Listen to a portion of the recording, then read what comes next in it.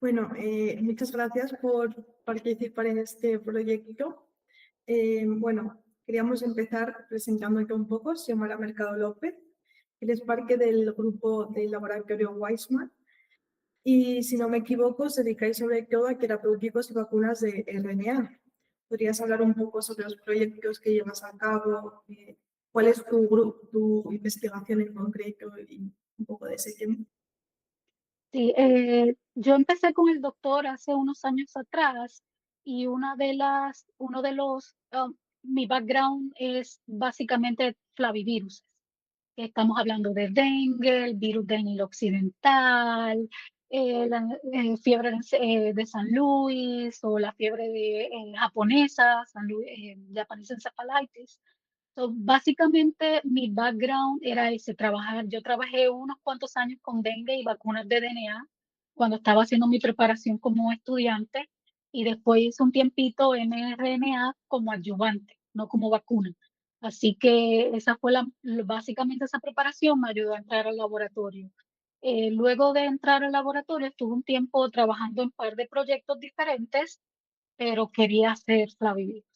Así que después de una larga plática con el doctor me dijo: "Okey, empieza a hacer los proyectos". Y entonces trabajo con dengue, estamos haciendo una vacuna, contra el dengue, estamos haciendo una vacuna contra el virus del Nilo Occidental, que me imagino que ustedes han escuchado mucho en los últimos años, porque se está, expandiendo, básicamente por Europa, se está convirtiendo en un problema bien grande en Europa y aquí en Estados Unidos, pues lleva ya 20 años siendo un problema que está ahí especialmente para las personas comprometidas y personas adultas, adultos mayores. Así que básicamente eso es lo que hago, trabajar en este tipo de vacunas. Hay otros proyectos en los que estamos envueltos, proyectos con CRISPR-Cas9, que es una tecnología que se puede explotar también utilizando mRNA y podemos tratar algunos virus como el herpes, que es un virus que, como sabemos, básicamente una vez te infectas reside en las neuronas y podemos utilizar el mRNA de manera de CRISPR-Cas9 usando esa tecnología para eliminar el virus de las neuronas. Así que básicamente eso es lo que hacemos en el laboratorio, o por lo menos lo que hago yo en el laboratorio con el doctor Weissman. Primero quería preguntarte un poco sobre las vacunas de ARN en general. Sobre todo, ¿qué beneficios hemos visto que ha traído el uso del ARN para vacunas en comparación con las que ya han existido? Bueno, una de las primeras ventajas y la que más ha sido evidente para todos durante la pandemia es lo rápido que estas vacunas se pueden desarrollar, lo rápido que se pueden producir a gran escala en un periodo corto de tiempo, lo fácil que se puede producir en diferentes lugares del mundo, no solamente en los países desarrollados, sino en los países de low income, países en vías de desarrollo también pueden tener facilidades que pueden producir estas vacunas. Así que básicamente eso ha sido es una de las características, una de las ventajas claves de las vacunas de mRNA. Otra ventaja clave de las vacunas de mRNA es la inmunología, la manera en que se desarrolla la respuesta inmunológica hace que tengamos una respuesta de anticuerpos bastante eficaz y una respuesta de las células T, una respuesta celular muy eficaz también. Así que eso es otra ventaja desde el punto de vista inmunológico. Pero básicamente la ventaja eh, más evidente es lo fácil que es desarrollar este tipo de vacunas. Otra ventaja que vemos a largo plazo y que probablemente veamos en el futuro es que también esta tecnología se empieza a utilizar para desarrollar vacunas o tratamientos para el cáncer, tratamientos para la diabetes. O sea, no estamos solamente hablando de vacunas contra patógenos. Estamos hablando también de terapéutica para la diabetes, para enfermedad cardíaca, para, ¿cómo se llama? Accidentes cerebrovasculares y una posibilidad dentro de hablando de vacunas, es que en una sola molécula, en una sola, recuerda que las vacunas de mRNA están contenidos, ese mRNA está contenido dentro de una, eh, básicamente dentro de un liposoma, dentro de una bolita de grasa, por decirlo así, que es la manera en que la gente mejor lo entiende. ¿Qué pasa? Nosotros podemos dentro de ese liposoma introducir varios proteínas que codifiquen antígenos para varias enfermedades. Así que con el tiempo, en un futuro, nosotros vemos que un niño podría recibir en una sola dosis de una vacuna de mRNA protección contra el virus respiratorio sincitial, contra el coronavirus, contra el measles, papiloma, todas las enfermedades que puedas imaginar pueden estar contenidas, o enfermedades no, todas las proteínas que codifican patógenos pueden estar contenidas en una sola vacuna de mRNA. Así que mirando al futuro, es muy optimista la tecnología. También, bueno, las vacunas de RNA empezaron a comercializarse por el COVID y hubo bastante duda de la seguridad sobre las vacunas de RNA. ¿Realmente son inseguras o es más un miedo sin fundamento? Sí, primero hay que empezar aclarando que no hay eh, ninguna entidad farmacológica, ningún medicamento, ninguna droga, ninguna vacuna que carezca de efectos secundarios. Siempre vamos a tener unos efectos secundarios. Las vacunas de mRNA son seguras, pero no carecen de efectos secundarios.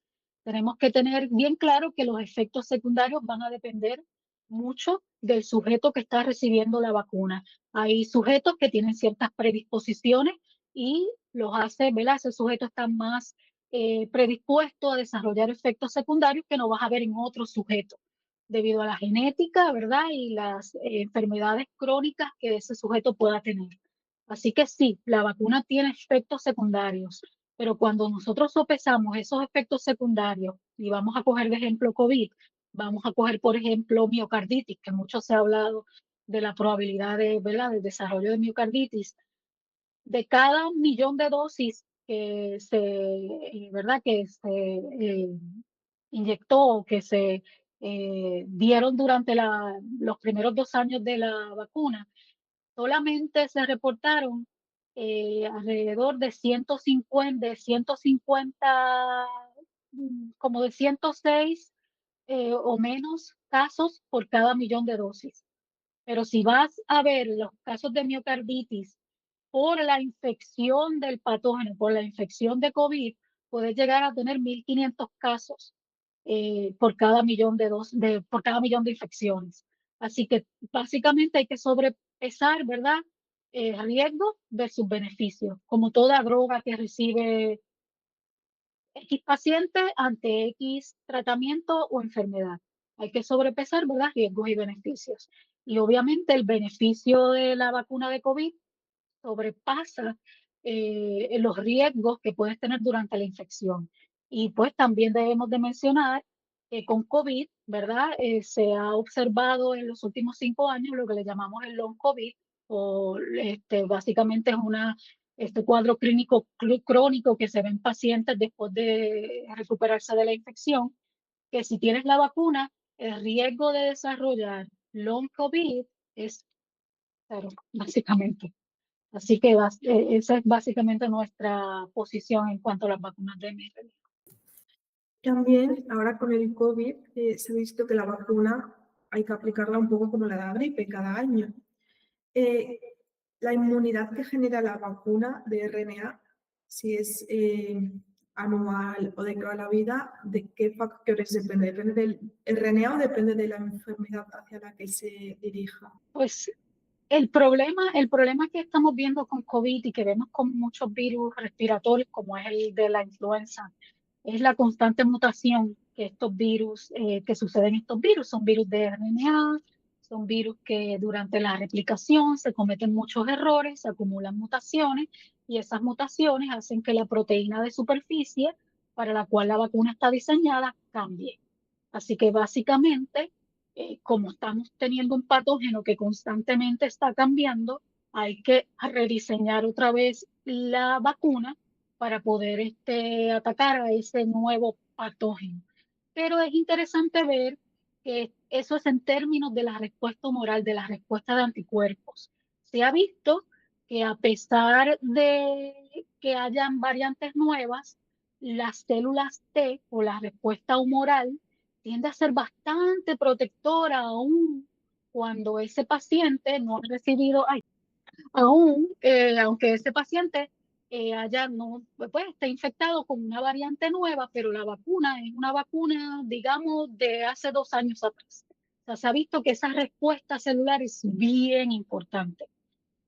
Ahí entra una de de lo que hace muy atractivo las vacunas de mRNA, es que una vez tú tienes un buen surveillance, ¿verdad? Una buena vigilancia genética donde un país, ¿verdad? Recoge las muestras y verifica si tienes nuevas variantes, inmediatamente esa vacuna se puede desarrollar una vacuna adaptada a a esas nuevas variantes y se hace en un periodo corto de tiempo. Por ejemplo, si tienes una vacuna, como en el caso de influenza, que es una vacuna inactivada o atenuada, hay de los dos tipos, pues tienes que hacer la vigilancia, se llegan las muestras bueno, la manera en que se hace es que al final ¿verdad? De cada año se recogen muestras a través del mundo. La Organización Mundial de la Salud en febrero decide, bueno, estas son las cepas que probablemente van a circular para la próxima temporada de invierno, ya sea el invierno del sur global o del norte. ¿Qué pasa? Una vez se toma esa decisión en febrero, la vacuna no está ready porque conlleva tiempo prepararla. No estamos hablando de una vacuna inactivada, es una tecnología totalmente diferente. Hay que crecer el virus en células. O sea, depende de células para crecer. En las vacunas de mRNA tú no necesitas crecer la vacuna, no necesitas producirla en células. Cuando la vacuna de influenza sale al mercado, estamos hablando de octubre. Ya ha habido tiempo suficiente para que el virus siga acumulando mutaciones y a veces ya es demasiado tarde para poder incluirlas en esa vacuna que ya está en el mercado. Por eso a veces la vacuna de influenza, todos los años la eficiencia o la protección es menos de un 60%. Con la vacuna de COVID, en un mes y medio, ya tú tienes la vacuna hecha. O sea, tú puedes esperar un poco más antes de tomar la decisión de qué cepas son las que probablemente van a circular en la próxima temporada. O sea, en el caso de influenza se ve muy atractivo y es muy probable que durante los próximos años tengamos una ADM para influenza que es mucho más problemático que COVID. Las mutaciones en influenza son mucho más problemáticas y se acumulan mucho más cada temporada de invierno o cada temporada de influenza, que generalmente es en el invierno. eh, Son muchísimas las mutaciones que se acumulan, muchísimas. Así que ese es un beneficio de las vacunas de mRNA. Sí, bueno, de hecho, por lo que he leído, se cree que esta tecnología de RNA se va a utilizar tanto para gripe y también se ve que sería posible llegarlo a utilizar a virus que mutan mucho como el VIH. Aunque actualmente aún no hay mucho, se ve como algo que puede ayudar bastante en esta investigación, ¿no? Sí, sí, desarrollar una vacuna para VIH ha sido bien retante por varias razones, entre ellas que el constante mutación del virus, sabemos que es uno de los virus que más mutaciones acumula, la constante mutación del virus, que el virus básicamente reside dentro de una de las células más importantes del sistema inmunológico, que son las células T, así que el desarrollo de una vacuna contra VIH ha sido bien retante en los últimos 40 años que lleva circulando el virus en la población. Con las vacunas de mRNA, otro de los beneficios que tienen las vacunas de mRNA es el diseño de la proteína del inmunógeno. Por ejemplo, si sabemos, ¿verdad? Si hay algo que se llama vacunología reversa o reverse vaccinology. ¿Qué quiere decir eso? Vacunología o el desarrollo normal de una vacuna es como pasó la de COVID. Se identificó el patógeno, identificaste la proteína importante del patógeno, que era la proteína de Spike, ¿verdad? La identificaste, tomaste su secuencia y la colocaste en el mRNA. Perfecto. Y el mRNA lo inyectas en el humano y el humano se encarga de producir esa proteína. ¿Qué pasa con las vacunas tradicionales? En una vacuna tradicional, producir una proteína con ciertos estructuras moleculares a veces es un poquito problemática, ¿verdad? Es un poquito problemático porque esa proteína tú la tienes que producir en unas células específicas, en un tanque gigantesco. A veces las produces en E. coli y las proteínas, ¿verdad? Y su estructura puede variar dependiendo en la célula donde la producen por las cuestiones, ¿verdad? Las modificaciones que se llevan a cabo en una proteína cambian de célula a célula.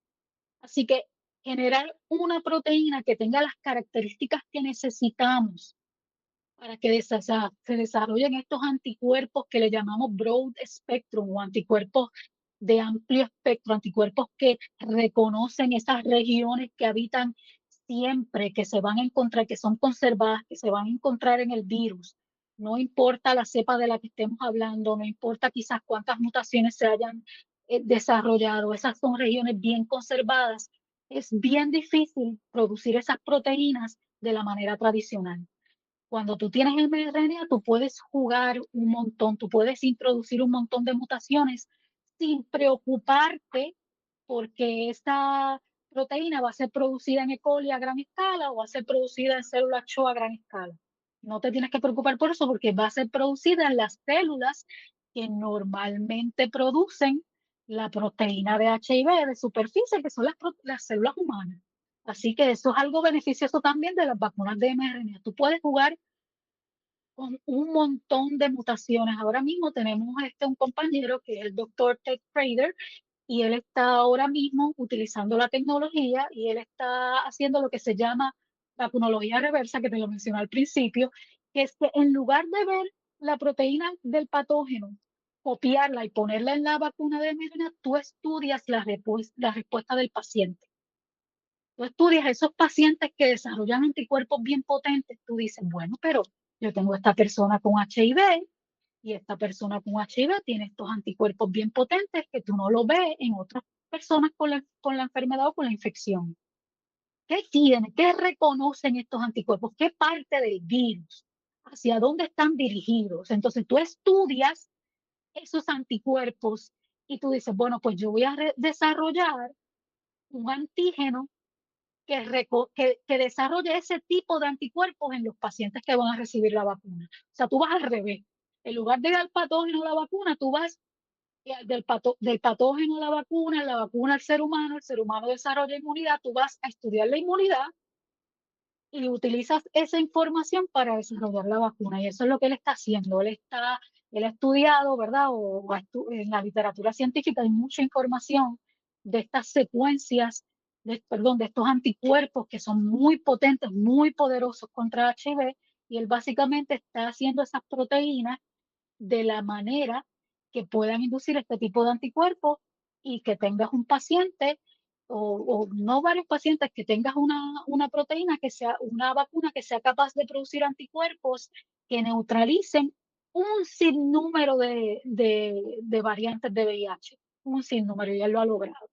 Un sinnúmero de variantes puede lograr neutralización y pues hay mucha esperanza, hay mucha esperanza. Eso la verdad es que es muy positivo porque siempre que oímos del VIH se oyen cosas negativas de que no se consigue, entonces Sí, sí que es muy bueno, la verdad. Pero las vacunas ARN no son perfectas. También he leído que pueden conllevar algunos problemas, como por ejemplo que el RNA es una molécula muy inestable, entonces siempre hay que protegerla para que no se degrade. ¿Qué problemas hay que tener en cuenta a la hora de desarrollar este tipo de vacunas? pues de hecho, una de las cosas, las vacunas de mRNA o la idea de utilizar mRNA para terapéutica o vacunas, no es nueva, no es ahora de 2020 en adelante, ¿verdad? Del 2000, desde que tenemos la pandemia, viene gente trabajando y tratando de usar mRNA desde los años 70, desde los años 70. Y uno de los problemas más grandes que tenían estas personas eran dos, vamos a mencionar dos problemas grandes. Uno, que el mRNA siempre se vio como una molécula débil, una molécula fácil de degradar, una molécula que, utilizarla como vacuna. De hecho, yo como estudiante llegué a pensar en mRNA como vacuna, eso no estaba en mi mente. O sea, siempre estábamos pensando, mira, DNA es bastante estable, perfecto. Muy probablemente DNA va a ser el breakthrough en vacuna. Y una de las cosas era esa, una molécula débil.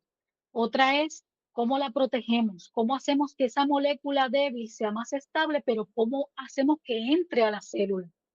Una molécula que es altamente negativa, ¿cómo vamos a hacer que entre a la célula? Así que básicamente ahí es que vino nuestro laboratorio, que básicamente el trabajo de la doctora Carico y Drew, que básicamente fue modificar ese mRNA, primero modificándolo y poniéndole otras pseudouridina, ¿verdad? Una uridina modificada hace que ese mRNA sea más estable y resista más las RNasas, y también lo haces más estable porque pasa desapercibido del sistema inmunológico. Se sabía que una de las cosas que, ¿verdad? Que impedía el hecho pues, poder utilizar la molécula era que el sistema inmunológico inmediatamente lo reconoce. Recuerda que, ¿verdad? Muchos patógenos están hechos de mRNA, como por ejemplo dengue, así que el sistema, nuestras células tienen mecanismos, tienen un sinfín de mecanismos para detectar patógenos que están hechos de RNA y degradarlos. Así que básicamente ellos lo que utilizaron, ella lo que decidió, mira, vamos a utilizar esta molécula de uridina, que es normal, que es una molécula que existe porque nuestro tRNA o RNA de transferencia tiene un montón de uridinas de diferentes tipos. Y una de las uridinas que tiene nuestro sistema, nuestro tRNA, es pseudouridina. Así que decidieron usar pseudouridina para hacer este masking de ese mRNA para que fuera más estable. Lo segundo fue cómo hacemos que se transfiera a la célula, que entre a la célula y que sea aún mucho más estable. Y una de las cosas fue los lípidos. Los lipid nanopartículas, partículas lipídicas, son las que básicamente protegen ese mRNA. ¿Qué otras cosas se han hecho en los últimos, después que ellos obviamente hicieron eso? Hay un montón de cosas que hemos hecho para que ese mRNA sea más estable. No solamente se ha mejorado, no solamente se sustituyen las bases, las regiones no traducidas, ¿verdad? Los UTR al final y al principio del mRNA se modifican, se utilizan de proteínas que tienen una alta expresión y una alta vida media en la célula. Se le pone un CAP que no es reconocido porque el 5' CAP tiende a ser reconocido por el sistema inmunológico. Se modifica el 5' CAP. Otra cosa que se hace es que cuando se produce se purifica bien, porque una de las cosas que también nuestro sistema inmunológico reconoce muy bien son RNA circulares. Así que cuando nosotros producimos la vacuna, esa vacuna se purifica y todos esos otros tipos de mRNA que se producen durante la transcripción in vitro, los eliminamos y nos quedamos con nuestra molécula lineal. Y esos liposomas, hay un mundo. Ahora mismo, aquí mismo en la universidad, tenemos más de 6 o 7 laboratorios cuyo objetivo es, básicamente, incluyendo el de nosotros, es mejorar esos liposomas o esas partículas lipídicas que permiten mejor la transferencia del RNA a la célula. Una de las cosas que permitió esta vacuna es que esos lípidos están hechos de colesterol, están hechos de polietilenglicol, y básicamente estas partículas catiónicas permiten que haya una interacción y una vez entra al endosoma acidificarse, entonces se vuelve pelar, cambiar el pH, se acidifica el endosoma, se rompe la molécula lipídica y libera el mRNA. Así que básicamente es una de las maneras más eficientes en las que se puede liberar la molécula de mRNA a la célula. Ahora mismo, una de las cosas que se está tratando de hacer, y mucha gente quizás no, puede no tener claro que a veces muchos de los efectos secundarios que tienen las vacunas de mRNA es la inflamación.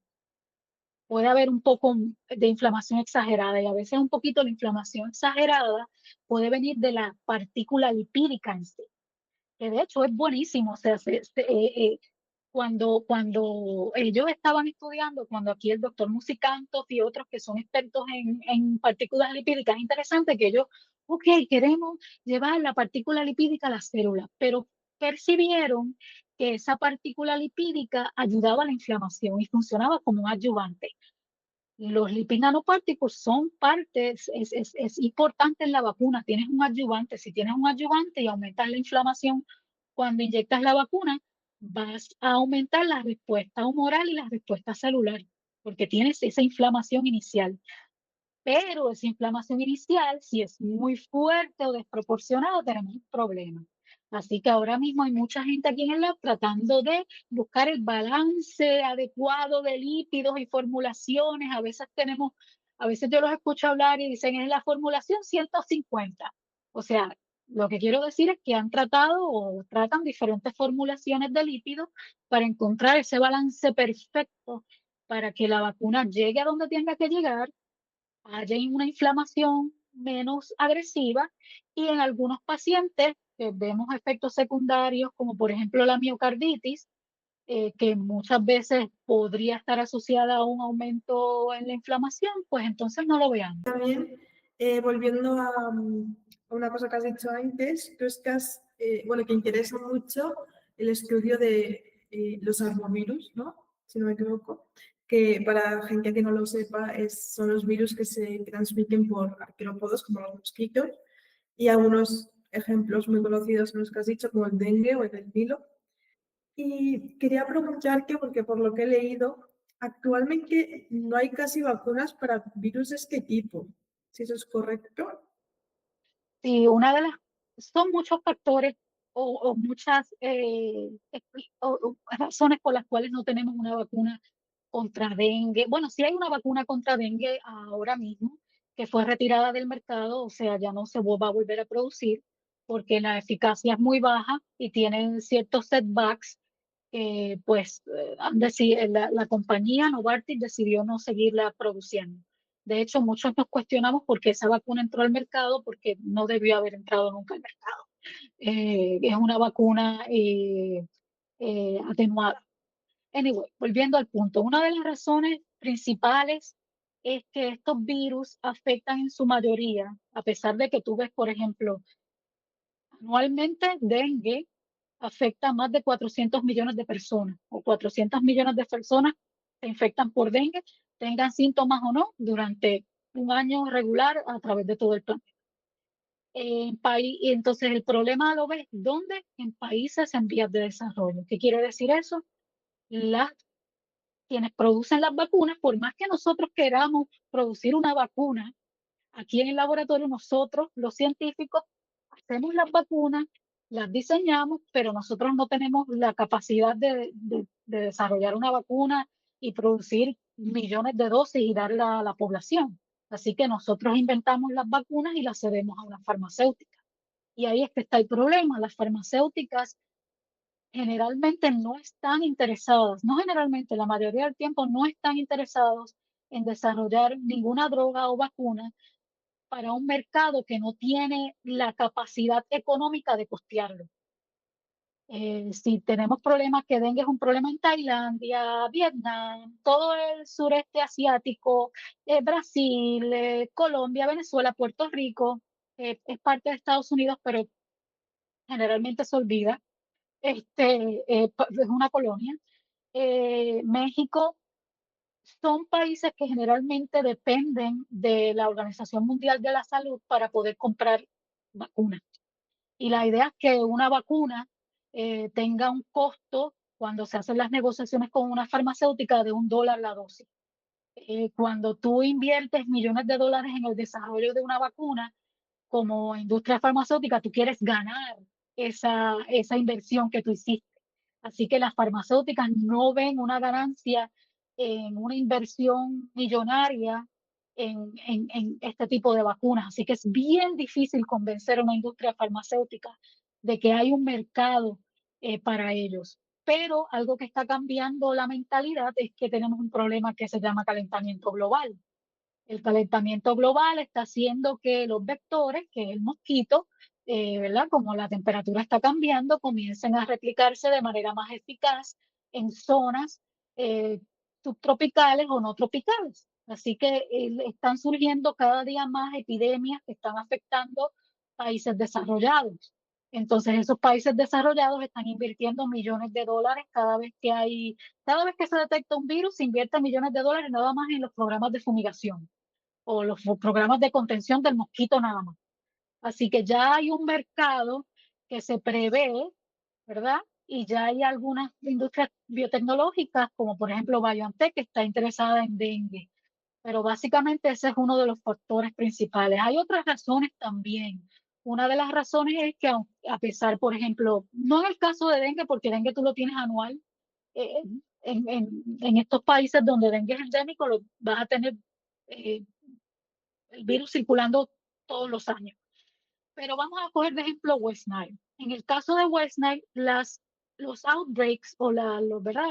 Sí, los outbreaks son esporádicos. Por ejemplo, puedes tener un outbreak de West Nile este año, por ejemplo, tienes 50 muertes en Italia, ¿verdad? Y tienes un montón de infecciones reportadas en Italia, pero a lo mejor el año que viene no los tengas, porque es esporádico. ¿Qué pasa? Cuando la industria farmacéutica ve eso, dice, yo voy a empezar a desarrollar la vacuna, pero cuando yo la vaya a probar en humanos, porque hay una parte del proceso, ¿verdad? En el desarrollo de la vacuna que tú tienes que probarlo, no en sujetos que van al laboratorio y tú los inyectas a ver si desarrolla anticuerpos, no, tú tienes que, cuando ya llegas a una fase 3 tú tienes que inyectar personas donde está circulando el virus. O sea, tú tienes que ir al setting challenge, al reto mayor, que es que las personas que están viviendo en el área donde circula el virus sean protegidos por esa vacuna que tú estás probando. ¿Qué pasa? Si tú tienes West Nile este año, tienes un montón de casos en Italia, 50 muertes, pero el año que viene no tienes ningún caso y no tienes ningún outbreak, que dice la farmacéutica, mira, yo no voy a invertir porque cuando llegue a la parte de yo probarlo en humanos no voy a tener un setting, o sea, no va a haber una población en riesgo donde yo vaya a probar la vacuna. Así que esa es otra razón por la cual la industria farmacéutica no sé si invertir. La otra razón es que en el caso de dengue, es un poco problemático desarrollar una vacuna para dengue, porque son 4 serotipos. ¿Y qué pasa?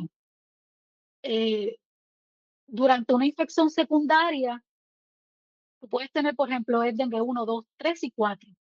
Tú puedes tener una infección primaria este año, este verano, fuiste a Puerto Rico a pasarla bien y te dio dengue y te dio dengue 1, te dio dengue 1. Y de aquí a 4 o 5 años viajas a otro lugar y te da dengue 2. Te infectaste con dengue 2. Es probable que esa segunda infección sea más fuerte que la primera, porque esa inmunidad de la primera infección te predispone a una infección más fuerte, por un montón de razones bien bonitas que no voy a entrar ahora porque nos podríamos echar aquí la tarde entera para ti. ¿Qué pasa? Si la infección primaria te predispone a una secundaria y tú tienes 4 serotipos, tú dices, está bien porque yo voy a generarte una vacuna para los 4 serotipos, porque no te va a dar dengue 2 si tienes dengue 1, 2, 3 y 4. ¿Qué pasa? Que tienes que asegurarte que la respuesta sea muy buena para los 4 serotipos, que sea homogéneo, que sea al mismo nivel de fuerte, porque si no, te puede predisponer la misma vacuna te puede predisponer a una infección secundaria que puede llevarte a una hemorragia.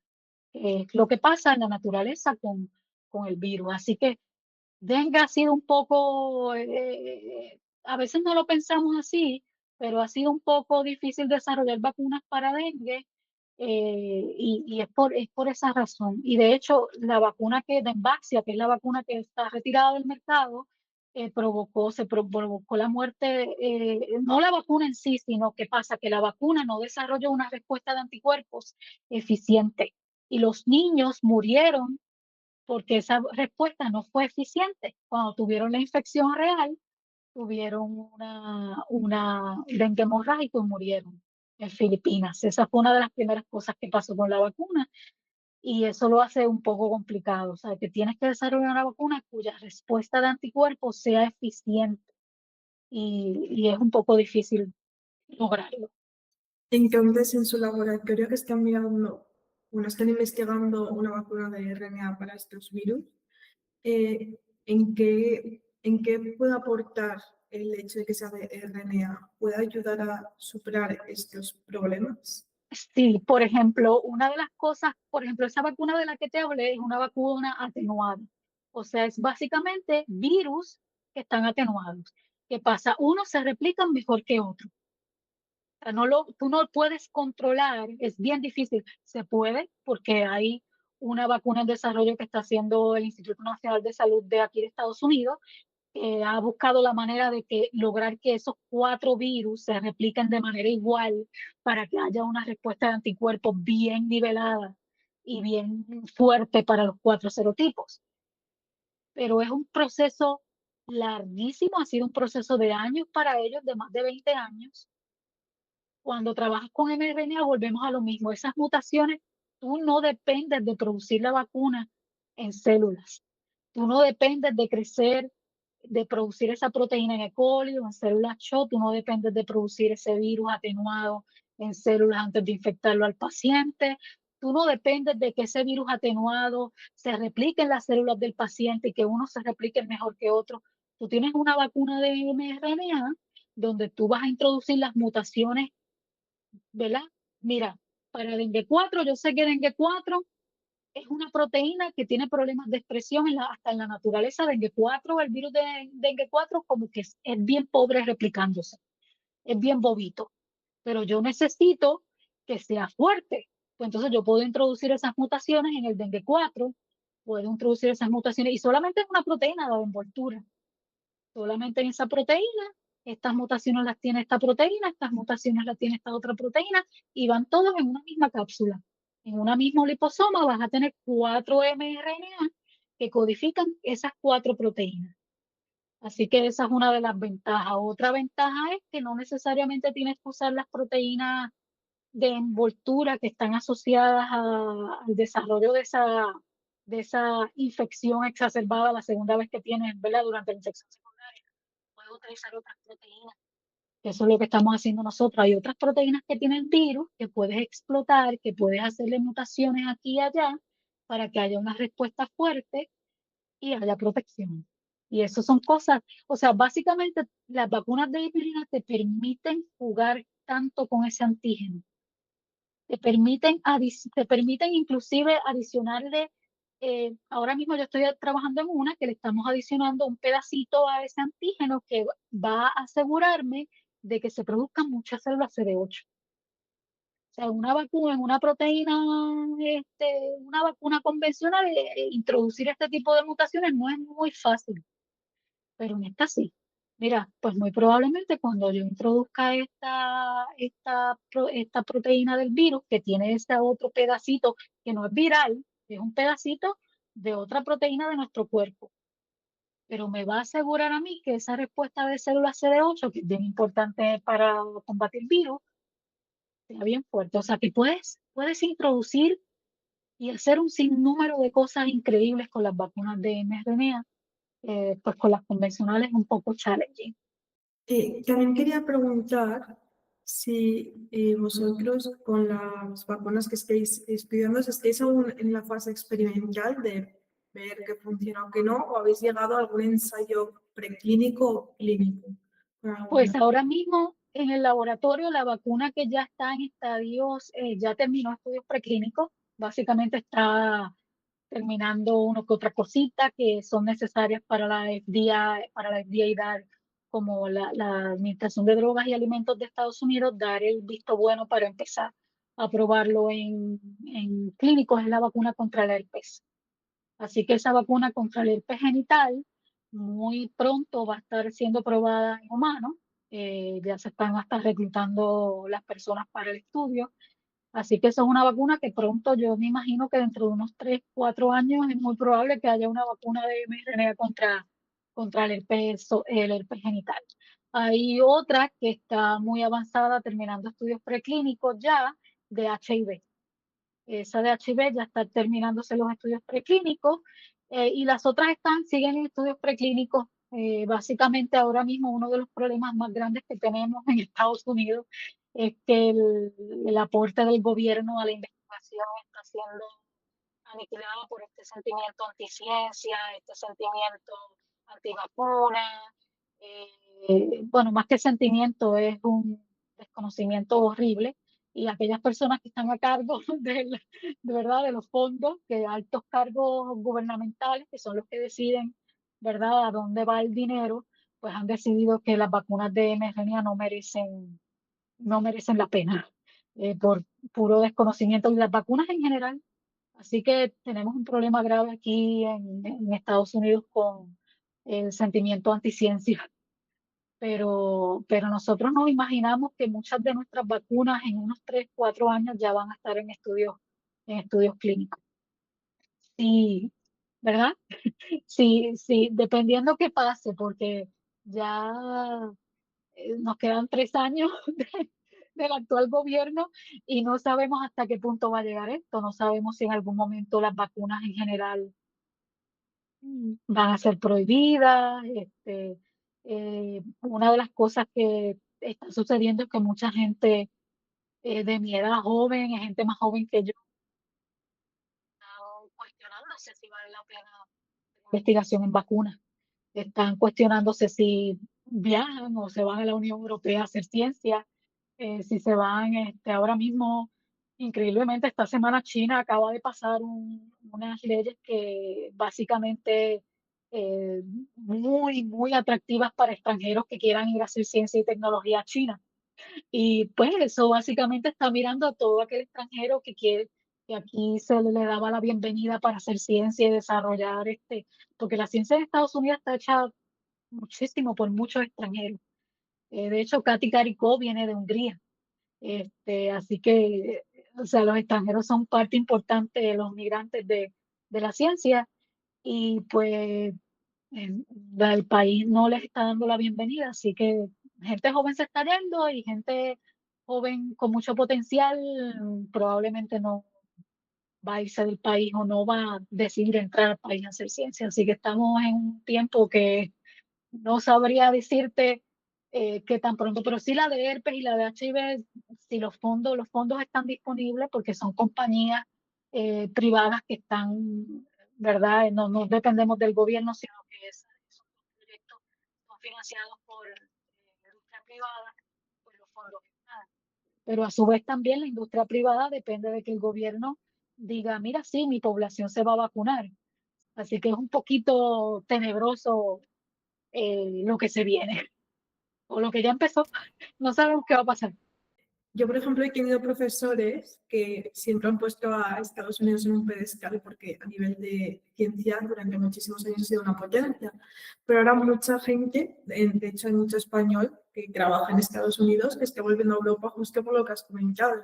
Y bueno, no sé, no creo que sea tu especialidad, pero eh, por el movimiento antivacunas he oído mucho en redes sociales que hay una preocupación de que enfermedades como por ejemplo la polio, hoy en día ya no se ve en ningún sitio, puedan volver a reaparecer. O sea, es realmente una cosa que puede pasar.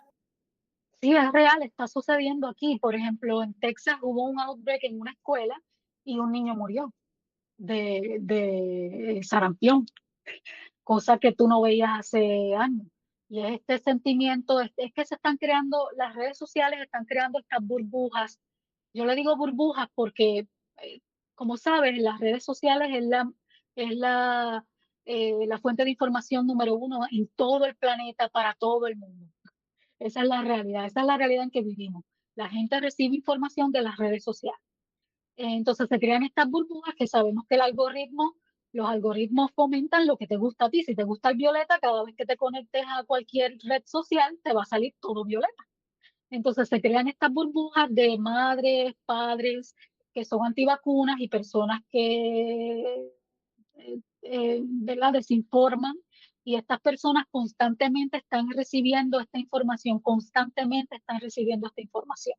Entonces es bien difícil llegar a estas personas cuando los algoritmos generalmente no te lo permiten, no te permiten llegar a ellos. Están ahora mismo, y el problema mayor es que tenemos un gobierno que le está dando básicamente la razón a los movimientos antivacunas. El Departamento de Salud de los Estados Unidos está dirigido por un abogado, no es médico, no es científico, es simplemente un abogado ambientalista antivacunas. Ese es el Departamento de Salud de los Estados Unidos ahora mismo. El comité que está a cargo de decidir quiénes se vacunan y quiénes no, ha sido reemplazado por personas que en su mayoría son antivacunas. Así que es bien difícil que estas personas que viven en esa burbuja, en ese algoritmo constante, reciban la información que merecen y la información real. Así que ese es un problema grandísimo. Otra de las cosas que ha fallado mucho en Estados Unidos en los últimos años, y que muchos profesores aquí, no sé si has escuchado, hay un profesor que te recomiendo mucho, que es el profesor Peter Hotez. Y ese profesor Peter Hotez es vacunólogo, trabaja con vacunas, y él habla muchísimo sobre los movimientos anticiencia. Y no solamente él y otros más profesores de ciencia de diferentes universidades aquí vienen criticando que durante los últimos años la calidad de la educación de ciencia en los grados primarios en Estados Unidos ha decaído.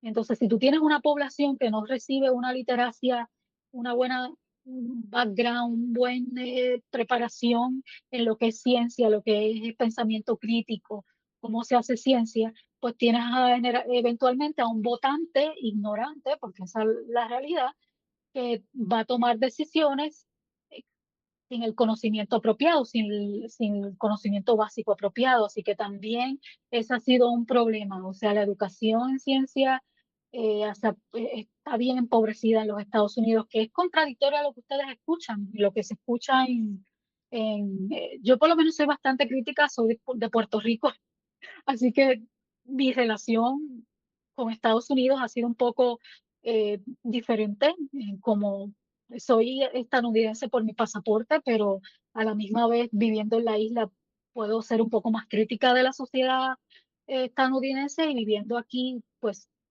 empiezas a ver cosas que es un poco más fácil verlas, que siendo estadounidense, pues quizás un poquito se te hace difícil poderlas criticar. Pero definitivamente hay un sinnúmero de profesores que vienen criticando eso. Especialmente Peter Hotez, Paul Offit, hay un sinnúmero de profesores que vienen diciendo esto. Y no solamente afecta al votante, sino que afecta al que eventualmente va a ser la ley. Si tú eres si tú estudias leyes, la ciencia, si tú recibes un curso de biología en tu preparación académica, que generalmente aquí en Estados Unidos, si tú vas a estudiar leyes y haces un bachillerato quizás en política pública, o haces un bachillerato en educación, o haces un bachillerato, nosotros llamamos bachillerato al college, a los 4 años de college. eh, Recibes una biología, pero esa biología lo que te hace es embotellarte, por ejemplo, fotosíntesis. No debemos embotellarte a que tienes que aprender fotosíntesis.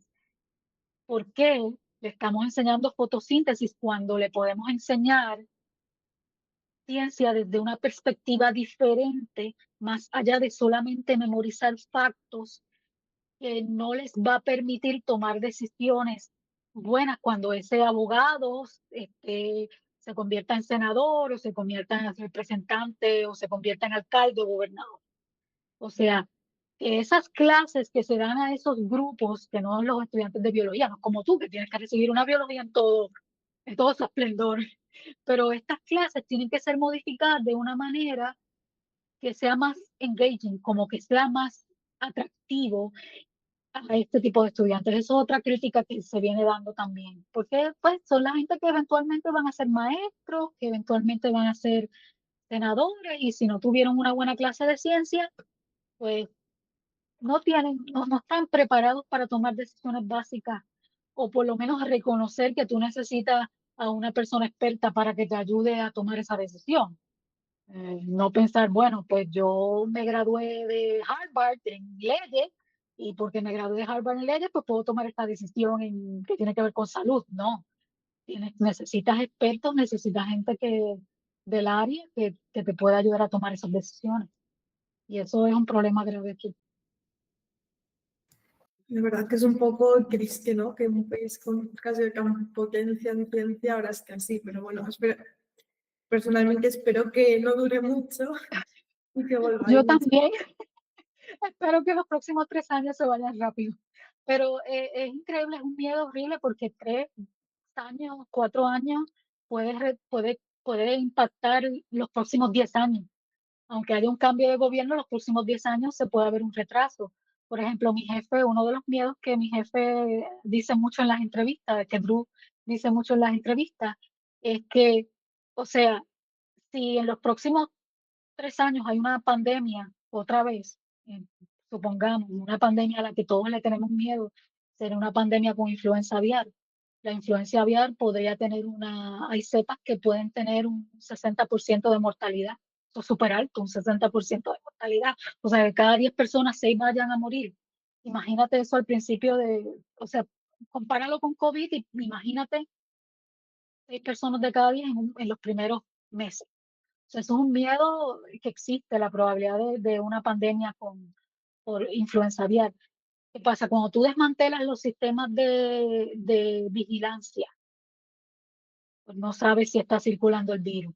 Cuando tú desmantelas la producción de vacunas eficientes, tú vas a terminar dependiendo de otros países. Y él dice, el gobierno quiere ser un gobierno muy nacionalista, no depender de ningún otro gobierno, pero si hay una pandemia, vamos a necesitar pedirle a otro país que haya desarrollado la vacuna, vamos a tener que pedirle la vacuna. O sea, él dice, nos vemos pidiendo la vacuna a China, porque China va a seguir progresando en las vacunas de mRNA. De hecho, hay mucha publicación de China. Los chinos están muy agresivamente trabajando en la optimización de las vacunas de mRNA. Así que si nos quedamos sin vacunas de mRNA aquí, si hay otra pandemia, vamos a tener que depender de los chinos, que es algo que no, o sea, no veo nada de malo en eso, en que haya colaboración internacional entre científicos, pero desde el punto de vista político para Estados Unidos eso es básicamente, y especialmente para este presidente, es un problema grave, pero es algo que puede suceder. Bueno, al menos el resto de países están avanzando en donde si llega a haber una pandemia, aunque para el país va a ser negativo y tener que depender de otro, al menos otros países están desarrollando otras cosas. Sí, Em, sí, en Europa el instituto, el Karolinska Institute está trabajando mucho en vacunas de mRNA. Y el Instituto Pasteur creo que va a tener va a empezar a gestionar una sección de vacunas de mRNA, o sea que la Unión Europea ha entendido el mensaje, o sea, yo creo que todas las regiones del mundo, y eso es algo bueno que le debemos a la pandemia, es darnos cuenta que no podemos depender de los países, de un solo país para el desarrollo de una tecnología que es vital, se necesita para preservar la vida de tu gente. Así que muchos países están desarrollando sus propias empresas y su propia manera de desarrollar vacunas de mRNA por eso mismo. Así que eso es bueno, que todo el mundo, ¿verdad? Diga, bueno, déjame no depender de Estados Unidos porque no le vemos, es peligroso en estos momentos. Así que eso es bueno. Quería hacerte una pregunta sobre el dengue, porque he estado leyendo un poco sobre el virus y lo que he leído es que los mecanismos de virulencia no se conocen muy bien porque los modelos animales no llegan a ser buenos. Entonces, para este virus, ¿qué utilizáis? ¿Qué modelo animal utilizáis? ¿Cómo se estudia siendo Bueno, esto ha sido no solamente para dengue, pasa para norovirus, por ejemplo, pasa para muchos virus, el modelo animal. Si no hay un modelo animal, ¿cómo tú vas a determinar si la vacuna te protege contra la patología de esa enfermedad? En el caso de dengue, en los últimos 20 años, muchos grupos, incluyendo el grupo de la doctora Eva Harris, de la doctora Rico Hess, son algunos de los ejemplos, han tratado de desarrollar modelos animales que permitan el desarrollo, o por lo menos que ese ratoncito, porque tú empiezas con estudios preclínicos, tú empiezas con ratones y monos, que esos ratoncitos y esos monos desarrollen síntomas parecidos a los humanos. Uno de los modelos que nosotros estamos utilizando aquí es el modelo AG129, y este ratón es un ratón inmunocomprometido, es un ratón que no produce interferón. Sabemos que el interferón es una molécula que es bien importante en defendernos del dengue, así que este ratoncito no tiene sistema de interferón, y eso unido a un virus especial, a un virus que se ha adaptado, porque eso es otra cosa. Los virus están adaptados, si estamos hablando de dengue, el virus está adaptado a replicarse en humanos. Para nosotros poder ver si el virus, si la vacuna funciona en animales, pues tendríamos que infectar ese animal con un virus humano que no está adaptado a ese animal. O sea, el animal no se va a enfermar. Así que este grupo de la doctora Bajaris desarrolló este virus que está adaptado a este animal que es inmunocomprometido, y cuando tú lo infectas, le bajan las plaquetas, igual que los humanos, desarrolla permeabilidad vascular, que es lo que provoca la hemorragia, que se separen las celulitas del endotelio y haya permeabilidad vascular. Bajan las plaquetas, baja de peso, deja de comer, presenta fiebre. Así que es un modelo que por lo menos te puede permitir, al menos que los candidatos con los que tú estás trabajando a nivel, por ejemplo, supongamos que tienes 5 candidatos de vacuna. Vamos a ver cuál de esos 5 candidatos funciona en este modelo animal. Luego de esos 5 candidatos, este es el mejor que funciona. Vamos a ver si eso te traduce en mono, y vamos a ver si eso te traduce en humano. Va a ser difícil, pero al menos es algo. La doctora Rico Gess, no sé cómo va ella, pero en un momento dado pensaron en usar cerditos. Así que estaban trabajando con cerditos, y esos cerditos desarrollaban inclusive petequia. Cuando te da dengue, desarrollas como un rash. Esos cerditos hasta desarrollaban el rash, pero no sé en qué paró eso. Hasta ahora el que nosotros estamos utilizando es el inmunocomprometido AG129, pero volvemos a lo mismo. O sea, podemos ver que la vacuna funcione, podemos ver, ah, mira, le puse esta vacuna y candidato, vamos a ver, la vacuna número 2, no bajaron las plaquetas, no hubo permeabilidad vascular, todo hermoso, pero no sabemos qué pase cuando pasemos a mono. No sabemos qué pase cuando pasemos a humano. Aquí hay un profesor famoso que de hecho se le considera el padre de las vacunas de DNA, el doctor David Wise, que él dice que los ratones te mienten y los monos te desilusionan. O sea, básicamente, que cuando tú vas a hacer estudios en ratones, todo muy bonito, cuando vas a monos, te desilusionan, y, y es lo que, o sea, no necesariamente lo que ves en el ratón se va a traducir a lo que vas a ver en un mono o lo que vas a ver en un humano. La inmunología es muy diferente. Se sabe, por ejemplo, que en los ratones tú tienes más TH2 que TH1. Hay un bias en la respuesta celular que no se da en los humanos. Los anticuerpos que se producen son diferentes. Así que en todo tipo de vacunas que se hagan, nunca sabes qué vas a ver una vez termines estudios preclínicos y pases a humanos. Siempre es una sorpresa. Es cruzar los dedos. Vamos a ver qué pasa ahora. Pues espero que los resultados sean buenos. Ay, yo también.